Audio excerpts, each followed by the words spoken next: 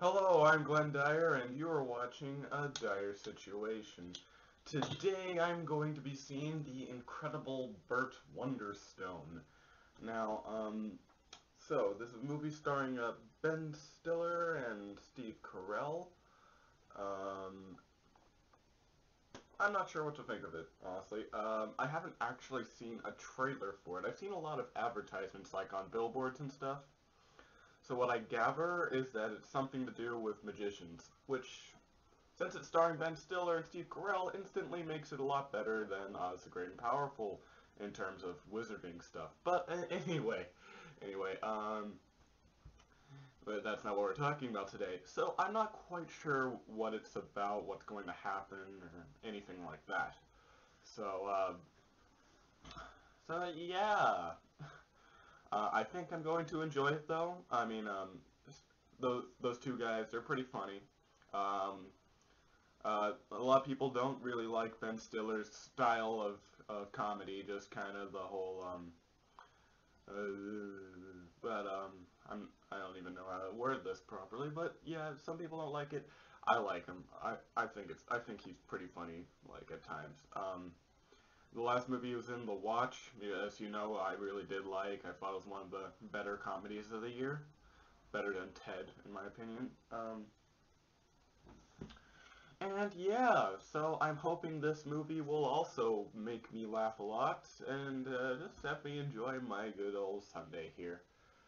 Yep, probably should be doing homework, but no, I am doing this review specifically for the viewers. You're welcome. Well, I feel a bit silly. Ben Stiller was not in this movie at all. Um, I don't know how I could have thought that. But I could have sworn I looked somewhere and it said Ben Stiller, but I guess I was wrong. But I did get a pleasant surprise. Jim Carrey was in this movie. Um, Jim Carrey I know has not got a lot of good public attention, especially after Mr. Popper's Penguins, which I never saw, and I'm glad I didn't, because personally, I love Jim Carrey. All right, I love his sense of humor. I love his style. You know, I genuinely think he's funny, and yeah. So, you know, I was pleasantly surprised to see him in this movie. He's kind of the villain, the bad magician, I suppose. Um, so the movie, it's not actually that funny. It's a very plot-driven comedy.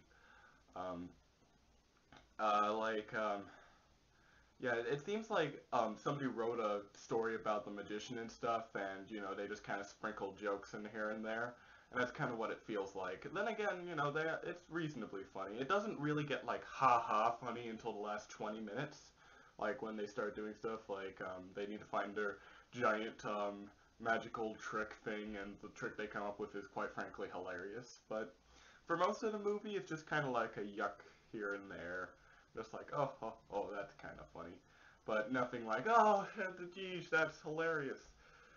Basically, yeah, this is probably one of the problems about it. It's very, actor driven, I suppose, is the term I'm looking for. Like, basically a lot of the humor comes around Steve Carell and his partner, who I have forgotten the name of the actor, but I will find out in a jump cut here. Steve Buscemi, yes, he's from Saturday Night Live. That's the guy. Um, yeah, they're basically. This is going to determine whether you like the movie or not. If you like the style of Steve Carell and Steve Buscemi, then you'll like this movie. If you don't, then the the plot's interesting enough, but you probably won't find it very funny. Um, basically, what I recommend is maybe if you want to go out and see a movie, and you know, there's nothing really out right now. What's out right now? Let's see, Oz the Great and Powerful.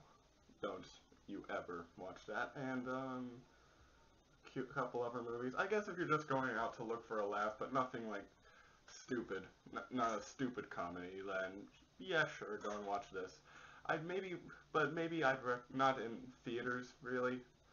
Maybe rent it, but like because I don't know if it's really worth the theater admission price, but you know it's worth a rental, I suppose. Um, and yeah, as I mentioned, I did like Jim Carrey's performance in this personally. I hope that he is starting to make a comeback. I think there was even a trailer, like that had him in it, like for a different movie and stuff. You know, I'm hoping he is starting to recover from Popper's Penguins.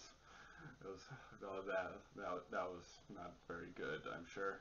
I didn't want to watch it. I didn't want to watch Jim Carrey's career just plummet because, as I said, I really do like his acting.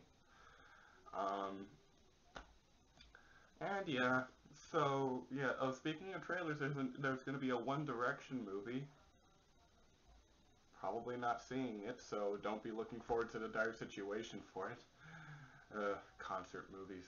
Maybe if there's absolutely nothing else out that week, and you know, I just need to see a movie. Sure. Well, that's it for the incredible BURT Wonderstone. Next week there's not going to be a review, sorry, but the week after that we'll see. I'm not sure what it's going to be. I'm not sure what's going to be out in a couple weeks, but until then, I am Glenn Dyer, and you have been watching A Dire Situation.